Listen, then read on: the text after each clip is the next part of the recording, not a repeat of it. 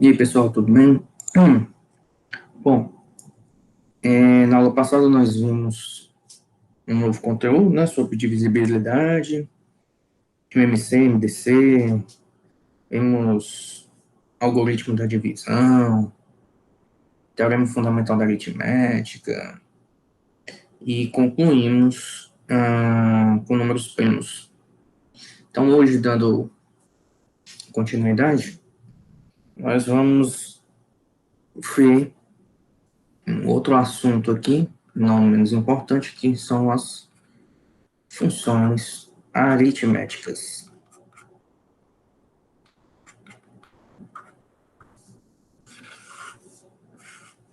E aí, o que são funções aritméticas, né? Então, uma definição bem simples, é que chamamos de funções aritméticas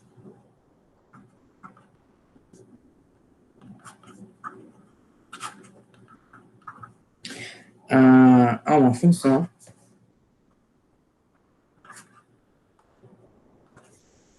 definida, no caso aqui, para todos os números inteiros positivos.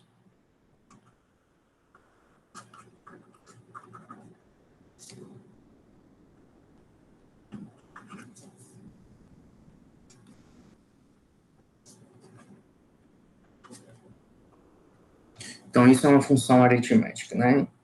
E aí nós temos alguns exemplos, tá? Então, dá um exemplo aqui de função. A função φ de Euler. Acho que o símbolo mais utilizado não vai ser esse, vai ser esse aqui. Φ de Euler. E a função φ de Euler diz o seguinte. Isso daqui vai ser a quantidade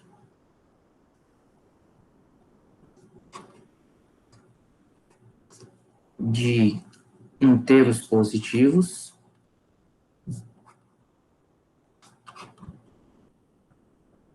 menores do que n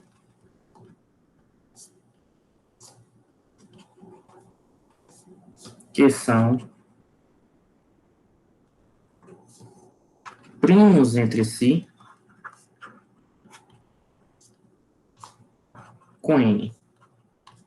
O que significa dizer que são primos entre si? Nós vimos isso na aula passada. Dizer que são primos entre si é dizer que o MDC entre esse número n e esse número menor do que ele, vamos chamar de A, seja 1, né? Isso aqui para todo A menor do que N positivo, né? Então, como é positivo, vou fazer assim.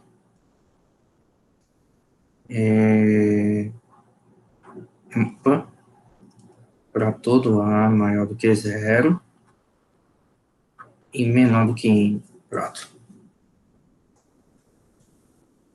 Então, um exemplo. Φ de 6. Então, quem são os números menores do que 6, inteiros, que são primos entre si com 6? O 1, o 2, o MDC de 6 e 2 é 2, então não é. O 3 também vai dar 3, também não vai ser. O 4 vai dar 2. O 5, então até agora temos 2.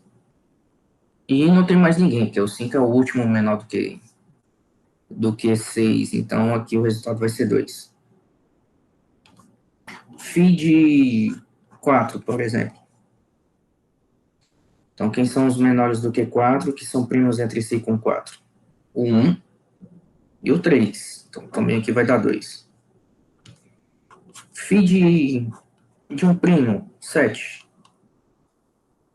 Então, quem são os primos entre si com 7? O 1, o 2, o 3, o 4, o 5 e o 6. Ou seja, são 6 números. Na verdade, φ de P em que P é primo é sempre P menos 1. Porque como P é primo, só tem a possibilidade de ser, do MDC dar diferente de 1, obviamente, o próprio primo. Então, os menores do que ele, são todos, vão ter MDC junto com ele igual a 1. Então, são primos entre si. Perfeito. Outro exemplo de funções aritméticas. Vou passar aqui, dar um shift aqui. Outro exemplo são as funções tal e sigma. São funções aritméticas, tá? Então, a definição da função tal, vou colocar aqui de vermelho. Então, tal de n é o número de divisores.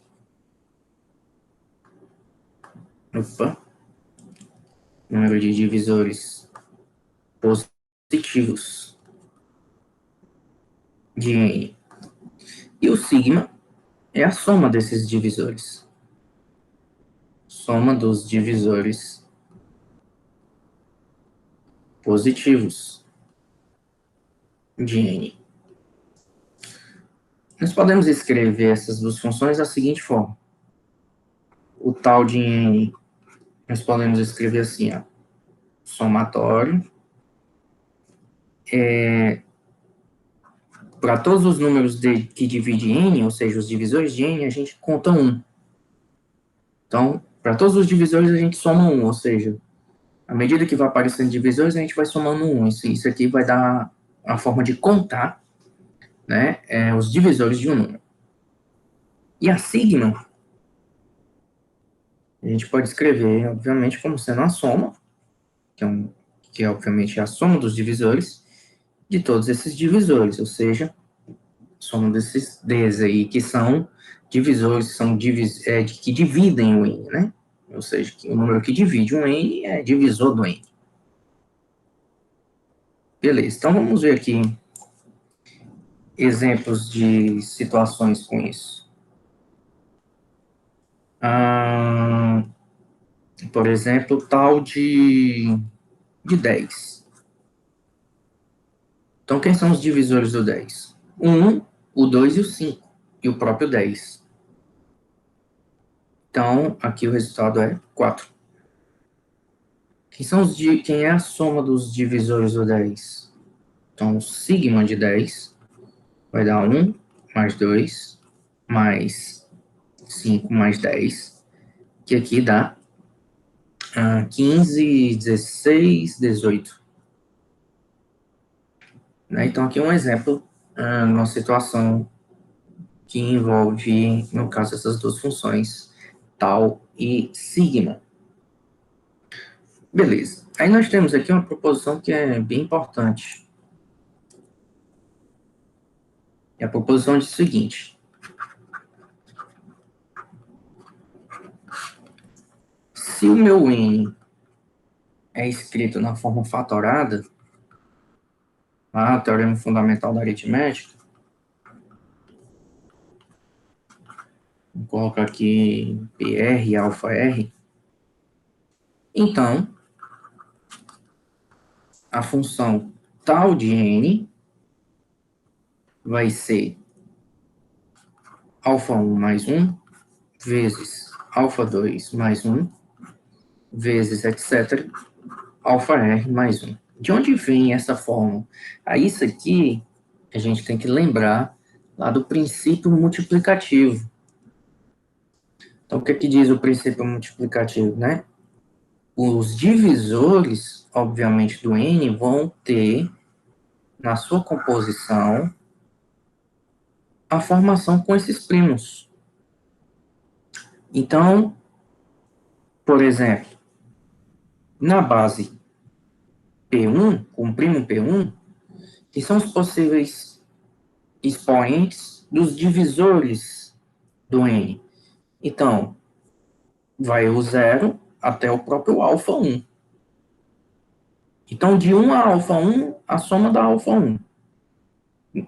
Contando com o 0 a gente acrescenta 1. Então, aqui nós temos alfa 1 mais 1 possibilidades. Com base no P2, nós temos alfa 2 mais 1 possibilidade, que a gente inclui o zero, né? Não sei se vocês estão compreendendo essa questão do zero, mas vou dar um exemplo aqui. O número 12.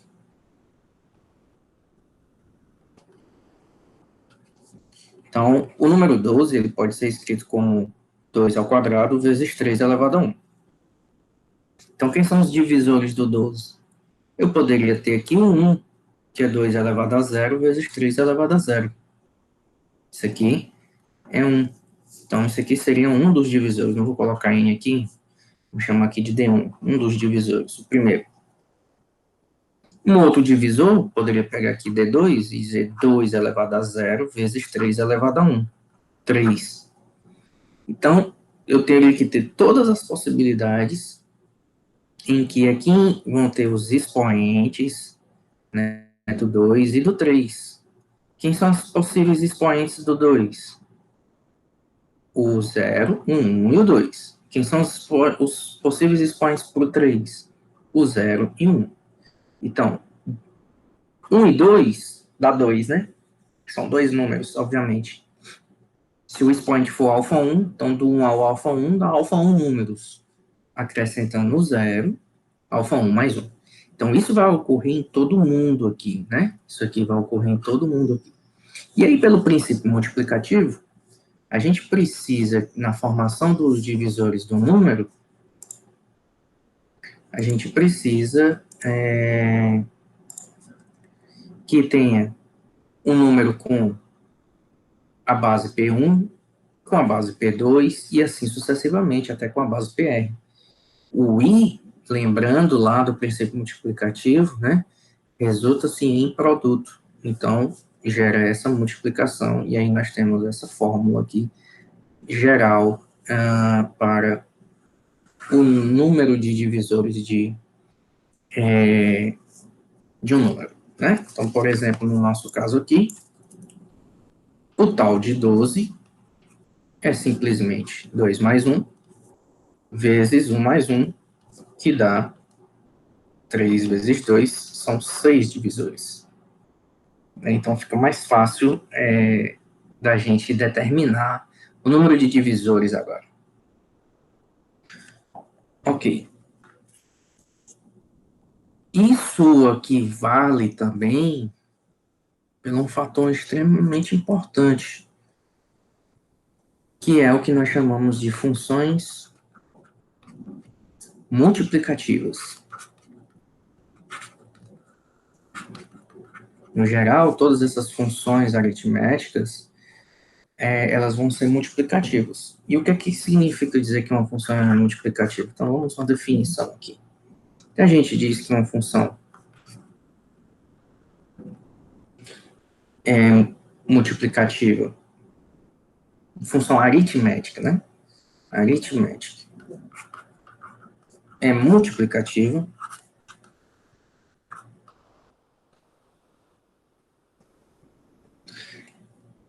no caso, obviamente, não nula, né? Essa função aqui não pode ser nula. Se f de m vezes n é igual a f de m vezes f de n para todo par de inteiros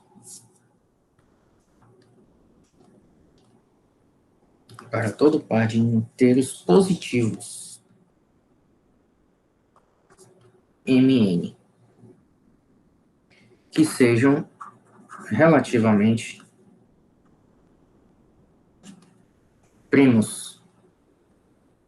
Só lembrando, dizer que são relativamente primos é que o MDC deles é 1, tá? Então, você toma dois números que sejam primos entre si, f do produto deles tem que ser o produto dos f deles, tá? Isso garante que uma função ela é aritmética. Tá? E se uma função for aritmética para qualquer dois números, que você queira, dois inteiros, ela é chamada de completamente multiplicativa, tá? Então, se essa função aritmética, né, for multiplicativa para qualquer número inteiro que exista, então a gente diz que ela é completamente multiplicativa. Bom, aí aqui, com essa questão das funções multiplicativas, nós temos um teorema importante. E o teorema diz o seguinte: se f de n é uma função multiplicativa,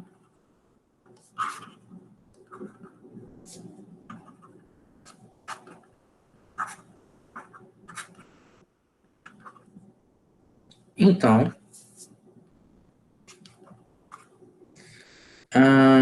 uma função f de n aqui, dada pelo somatório dos f dos divisores de n, é também multiplicativo.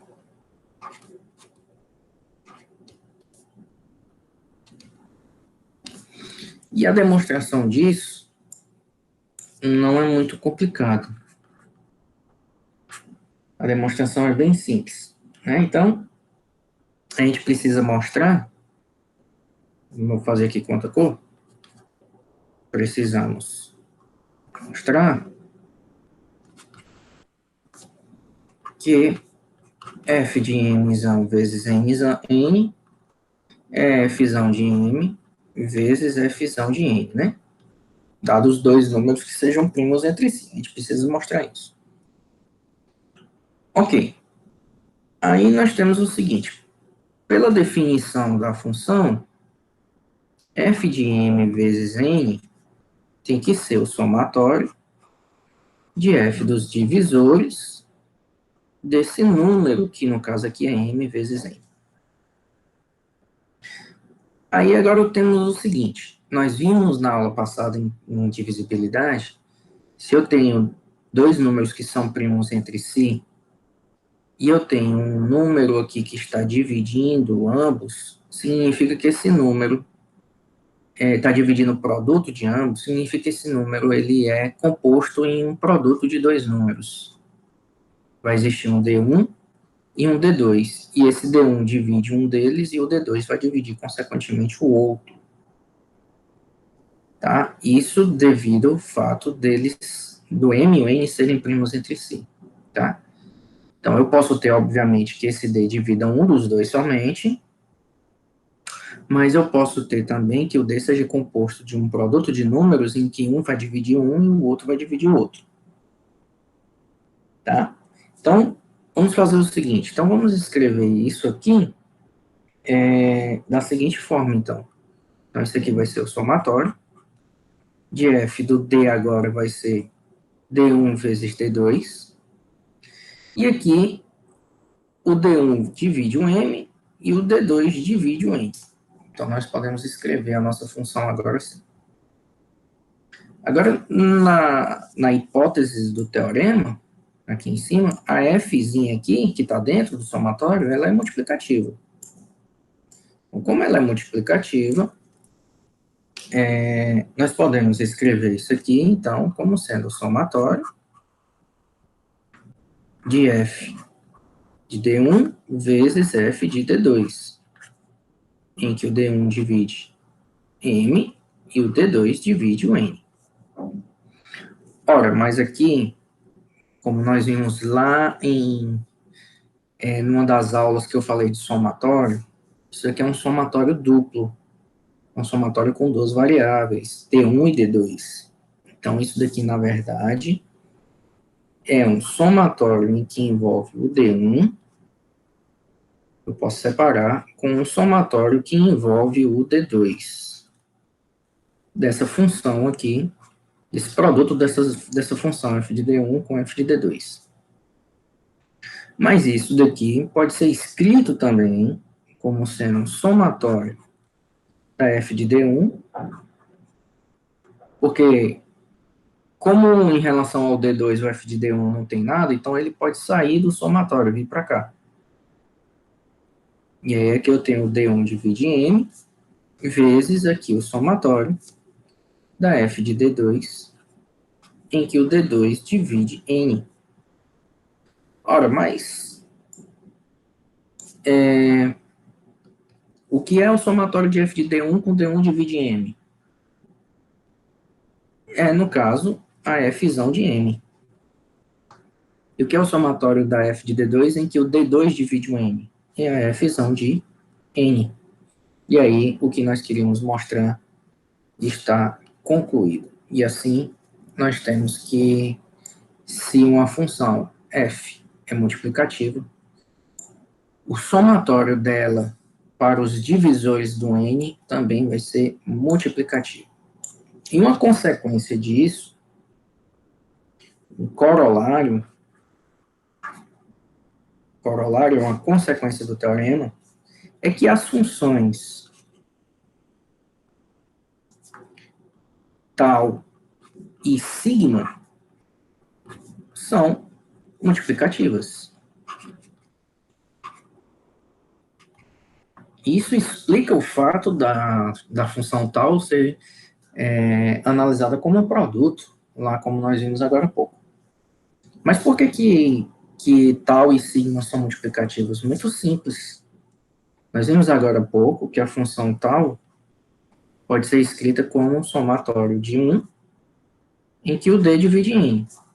E a função sigma pode ser escrita como um somatório do d, em que d divide em n. Aí você toma a função 1 e a função d. Mas a função 1 é multiplicativa. A função d, em que eu pego os divisores de qualquer número, também é multiplicativa. Multiplicar divisores, obviamente, vai ser multiplicativo. E 1 vezes 1 vezes 1 vezes 1 vai dar sempre 1, então vai ser multiplicativo. Então, essas funções são multiplicativas, né? A gente pode dizer assim, ó, f de d igual a 1 e f de d igual a d são multiplicativas.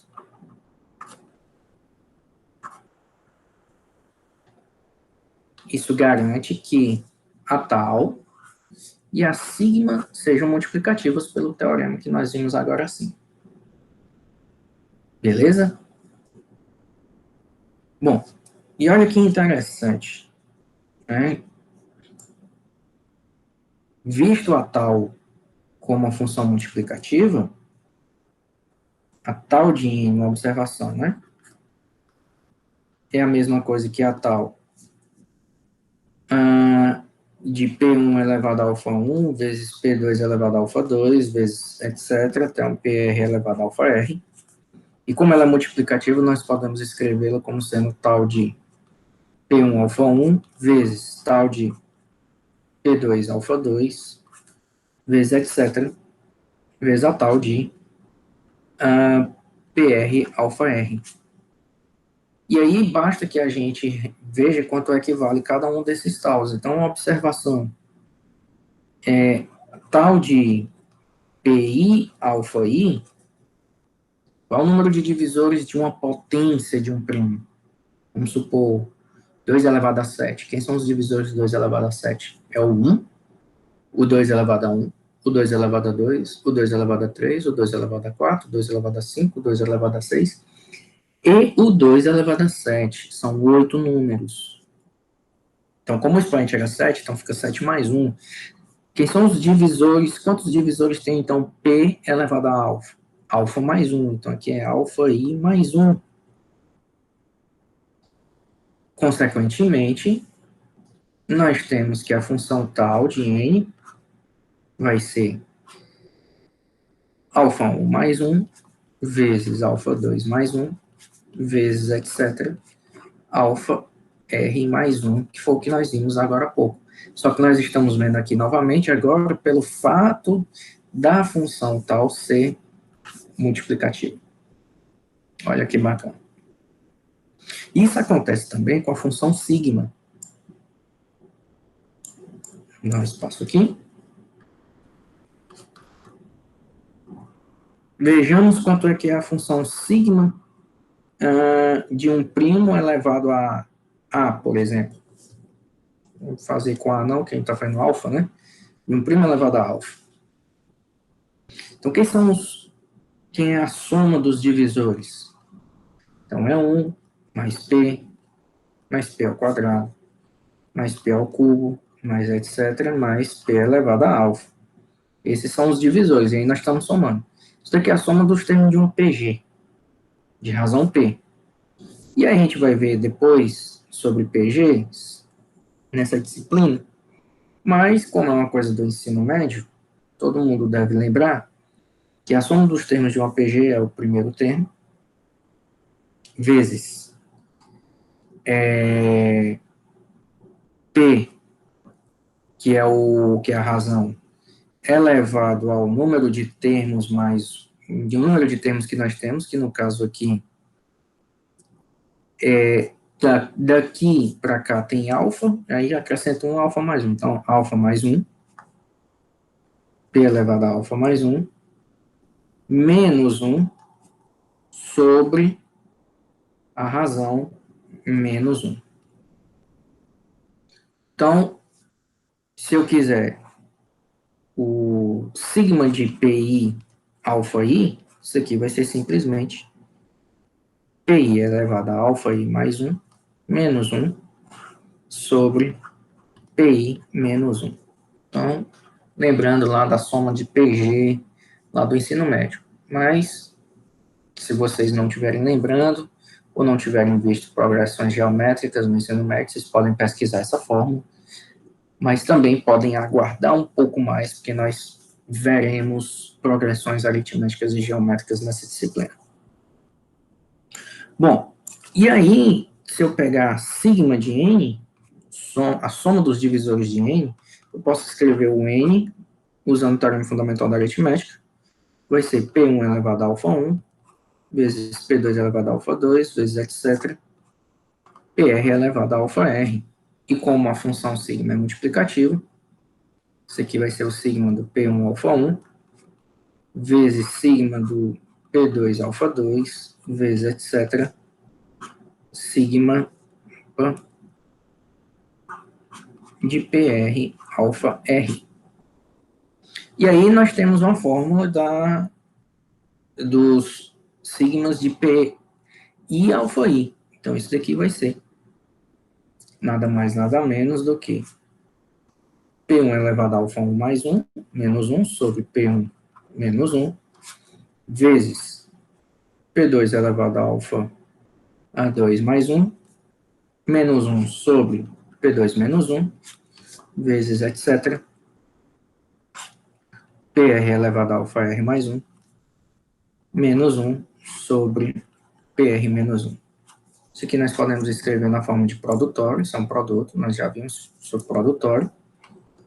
Isso é um produtório com I variando de 1 a R dos PIs elevado a alfa I mais 1, menos 1, sobre PI menos 1.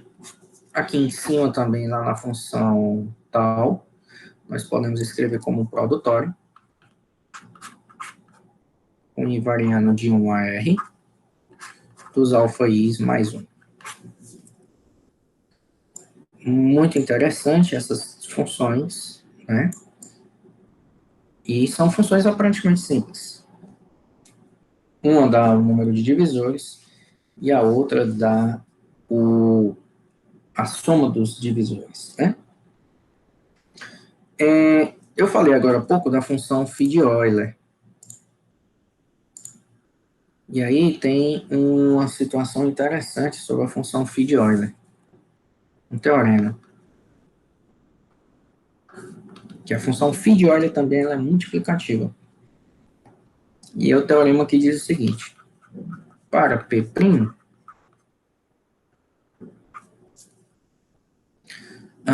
e alfa um inteiro positivo,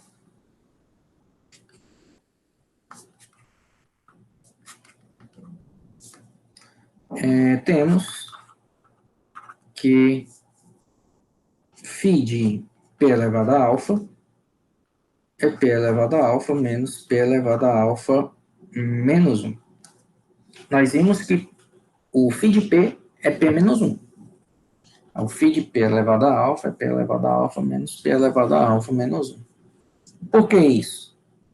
Bom, nós sabemos que o φ de P elevado a alfa é o número de inteiros positivos que não superam P elevado a alfa e que são relativamente primos com P elevado a alfa. Agora, os únicos números não primos com P elevado a alfa e que são menores do que ou iguais a P elevado a alfa são aqueles que são divisíveis, né, pelo P. Então, como os múltiplos de P não superiores a P elevado a alfa são, em termos de quantidade, P elevado a alfa menos 1, e aí segue o resultado, que você pega todos os números de 1 a P elevado a alfa, da P elevado a alfa, e subtrai a quantidade de números que a gente viu agora, que é P elevado a alfa menos 1. Tá? Então, por exemplo,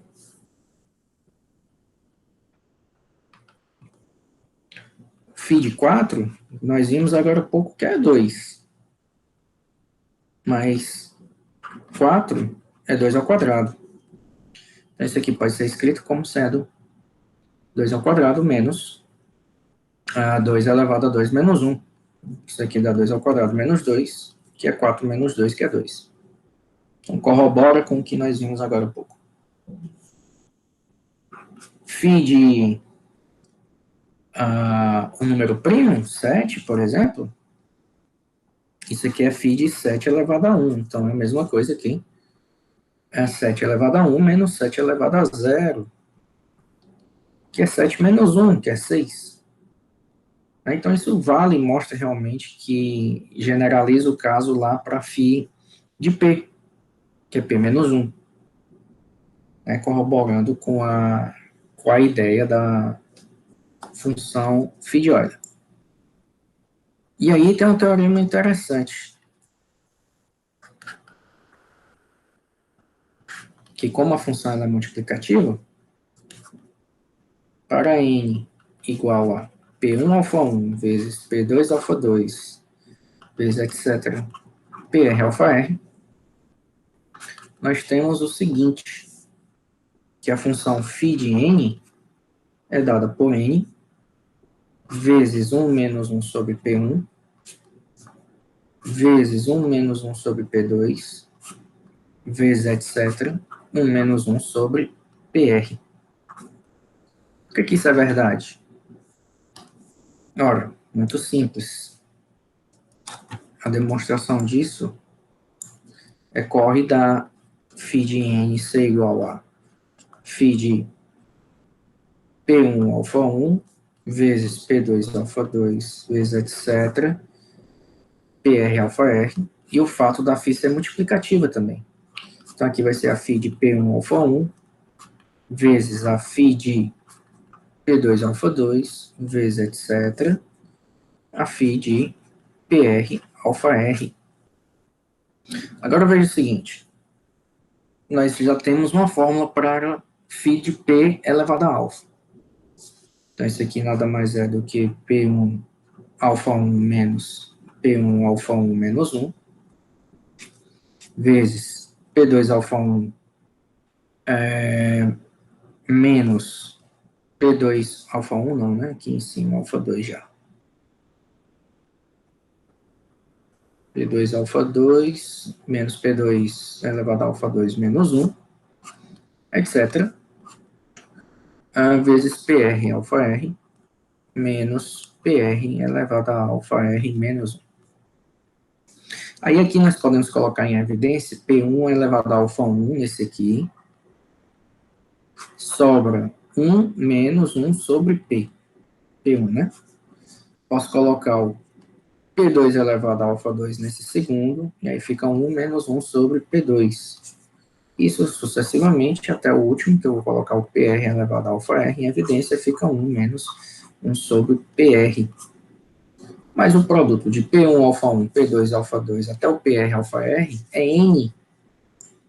E aí segue o resultado. Isso aqui fica N vezes 1 menos 1 sobre P1 vezes 1 menos 1 sobre P2 vezes, etc., 1 menos 1 sobre PR. E aí, assim, a gente conclui aqui esse resultado que é bem interessante. A gente vai usar essa função φ mais à frente, quando a gente vai ver um negócio chamado de congruência. Beleza, então vou limpar aqui a tela. Outra função que é também interessante é a função mid-mobius.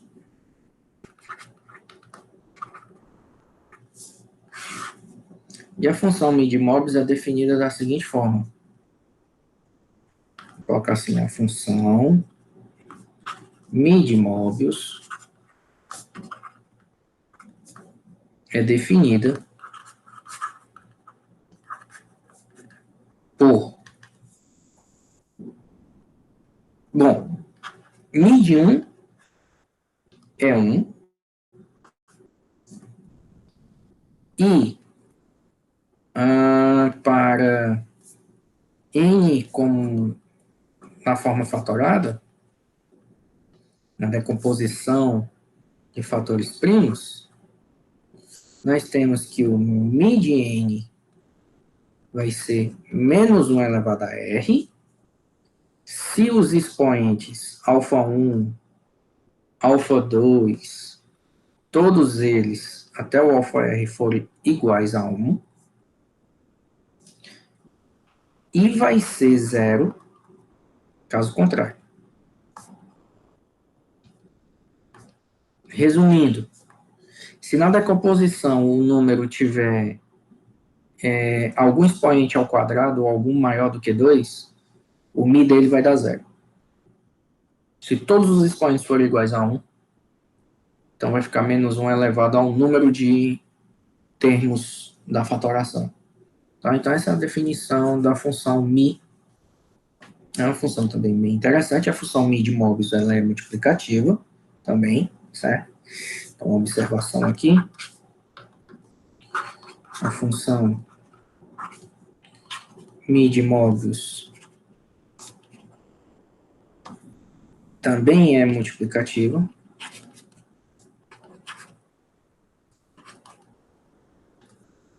Esse fato aqui é bem interessante.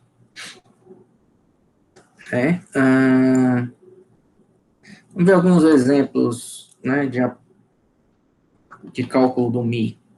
Então, por exemplo, quanto é que é o mi de 2? 2 já está na forma praticamente fatorada, é 2 elevado a 1. Então, vai ficar menos 1 elevado a 1, só tem um primo, né? Então, dá menos 1. Quanto é que é o mi de 6? Mi de 6 é mi de 2 vezes 3. Então, os expoentes são todos iguais a 1, ó. Então, isso aqui vai ser menos 1 elevado a, são dois números. Então, dá 1. O mi de 12. Isso aqui é mi de 2 ao quadrado vezes 3. Opa, olha só. Um expoente diferente de 1. Então, isso aqui de imediato é zero. E aí tem um teorema interessante aqui sobre a função mi de Mobius.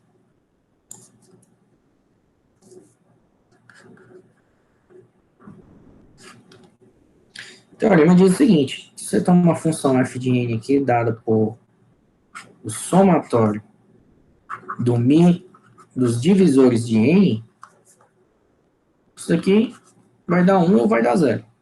Vai dar 1 se o n for 1 e vai dar 0 se o n for maior que 1. Olha só que interessante. Vamos ver por que isso é verdade. Primeira observação é calcular, por exemplo, quanto é que seria o f de um certo p elevado a alfa. Para a gente depois decompor o n, né? Isso daqui vai ser somatório do mi de d, em que o d divide, obviamente, p elevado a alfa. E isso aqui vai ser o seguinte: quem são os divisores de uma potência de um primo? 1, então aqui eu vou ter mi de 1. o P, então vou ter aqui o mi de P, o P ao quadrado, e sucessivamente até o P elevado a alfa. Então, se você for observar, daqui até o final, todos os expoentes são maiores do que 1, então isso tudo aqui é zero. E mi de 1 é 1. E mi de P só tem 1 primo, então é menos 1 elevado a 1. Então isso aqui dá zero. Então, independente do resto da fatoração, 0 vezes qualquer coisa, se o n for maior do que 1, vai dar 0. E, obviamente, vai dar 1 se for o n for igual a 1, porque vai ser só o mi de 1, que é 1 por definição. E aí, acabou. Olha só que interessante isso, né? Beleza. Vejamos outra função que também é interessante. A função maior inteiro. A função maior inteiro, ela também tem um nome bem especial, o pessoal chama de chão de X.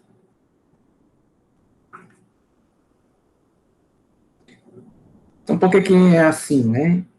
A gente diz que a função maior inteiro, ela associa a cada número real o maior inteiro menor ou igual a x. Então, por exemplo, a função aqui é assim, ó, f de x vai ser esse símbolo aí. A gente chama de chão, justamente colocando aqui essas duas barrazinhas embaixo. Chão de x. Isso aqui nada mais é do que o maior inteiro menor do que ou igual a x. Então, por exemplo, quem é o chão de 2? Quem é o maior inteiro que é menor ou igual a 2? O próprio 2. Quem é o chão de 3,2?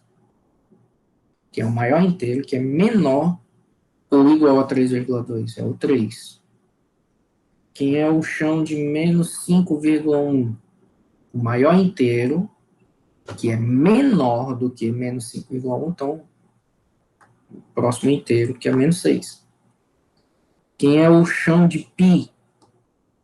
Maior inteiro que é menor do que π, 3, e assim sucessivamente.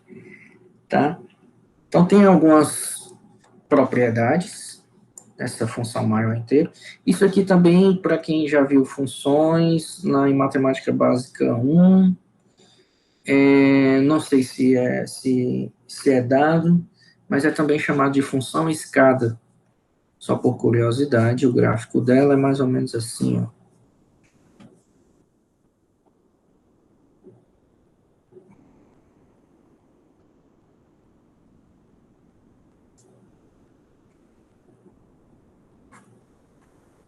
Isso aqui continua infinitamente, assim, lá para cima e para baixo. Tá? Função escada, tá? Não é o caso de estudar esse tipo de situação aqui, porque nós estamos trabalhando só com fatores inteiros. Aí você diz assim, mas esse x aqui pode ser real. Pode ser real, pode não, né? X aqui, na verdade, é um número real. Mas nós estamos trabalhando com números inteiros? Sim, mas o resultado da função são sempre números inteiros. E ele vai ter um papel fundamental daqui a pouco que eu vou mostrar. Então, as propriedades dessa função são o seguinte. Vou colocar aqui algumas.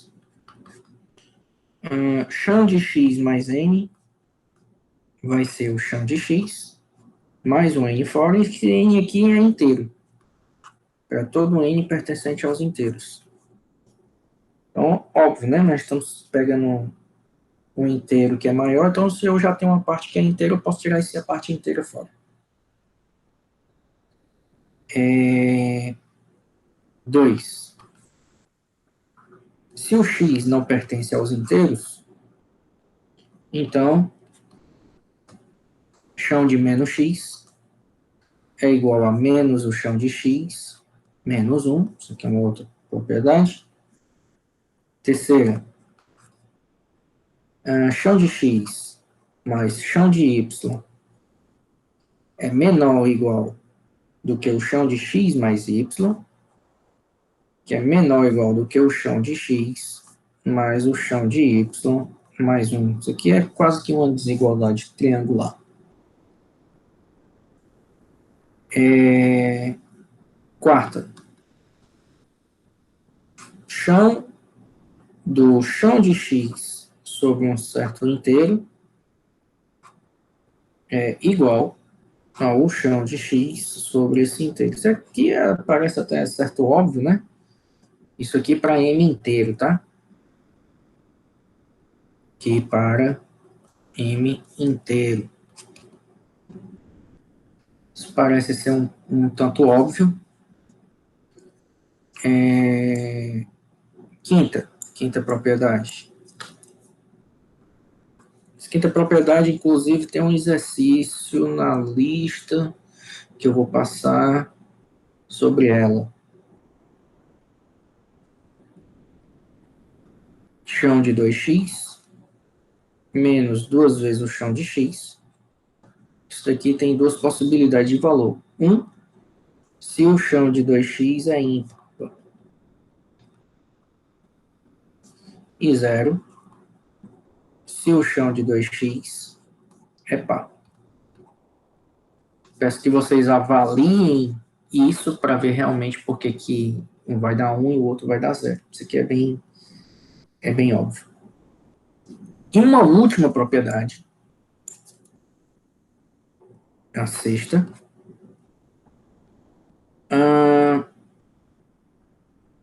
diz o seguinte: se n é um inteiro positivo,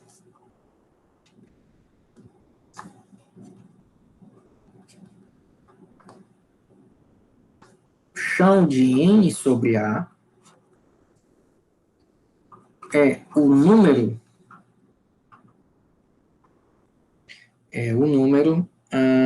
de inteiros do conjunto. E aí o conjunto aqui, 1, 2, 3, até o n, que são divisíveis pelo A. Isso aqui parece ser estranho, mas é verdade, né? Vejamos um exemplo dessa situação aí. Então, vamos pegar aqui, por exemplo, n igual a 11 e o A igual a 3. Então, quanto aqui é o chão de 11 sobre 3? 11 sobre 3 dá 3, alguma coisa, né? Se fosse 12, daria 4. Então, o maior inteiro que é menor do que 3, alguma coisa é o próprio 3. Então, significa que existem três números,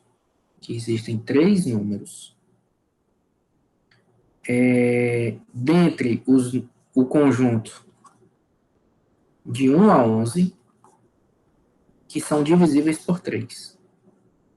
Então, quem são esses números? O 3, o 6 e o 9. Olha só que bacana. Isso é incrível, né? Beleza.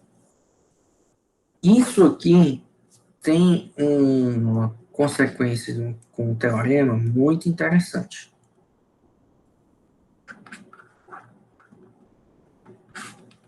Então, o teorema diz o seguinte: seja n um número natural,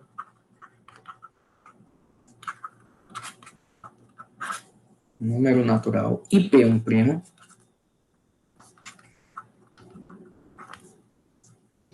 então o expoente da maior potência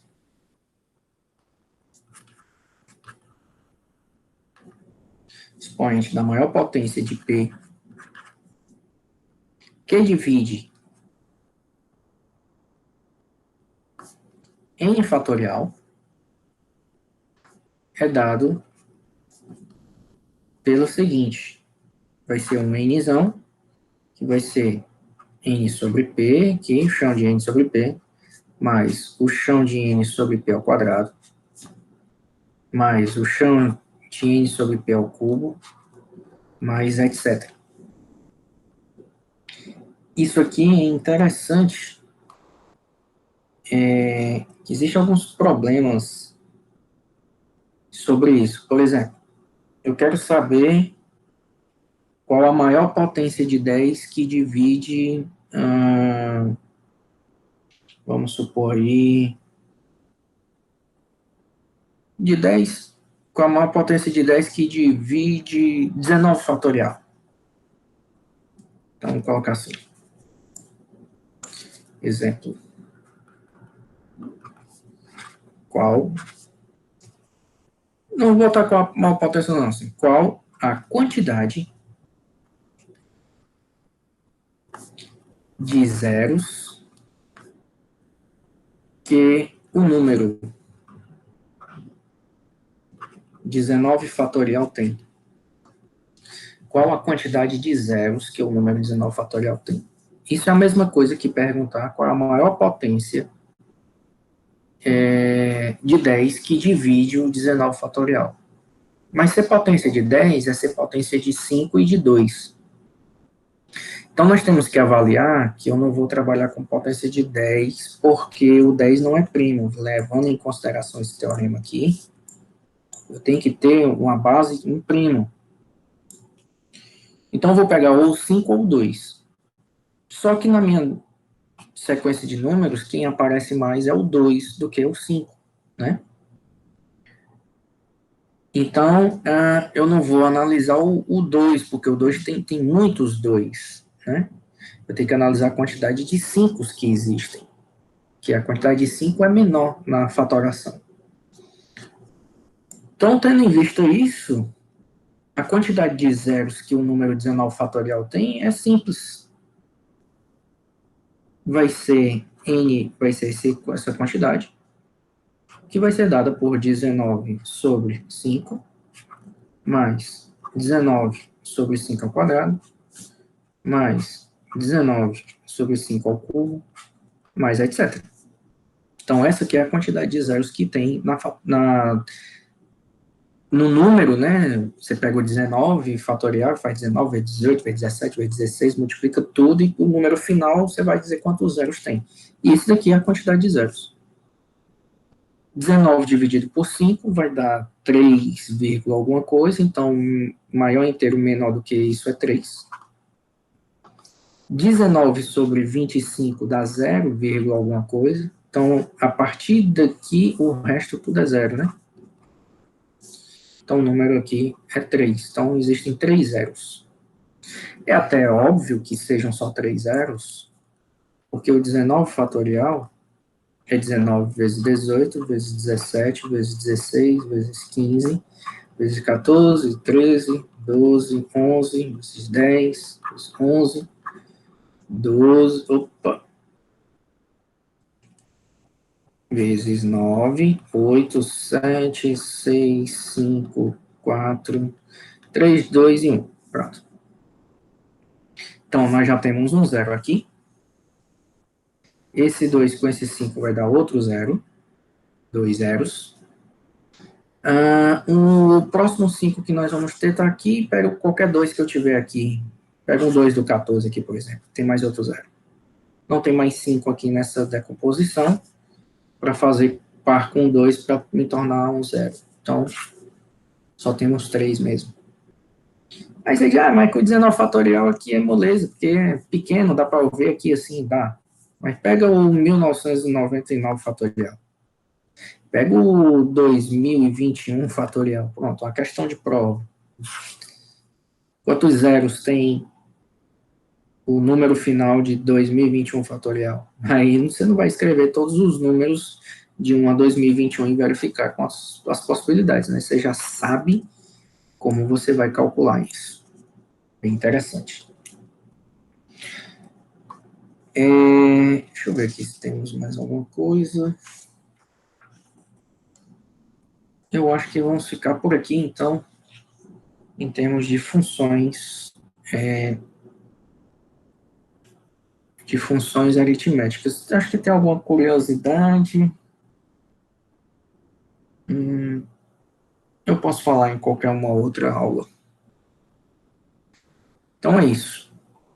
Então vou parar aqui a apresentação e vou encerrar a aula aqui, encerrar a gravação. Até mais.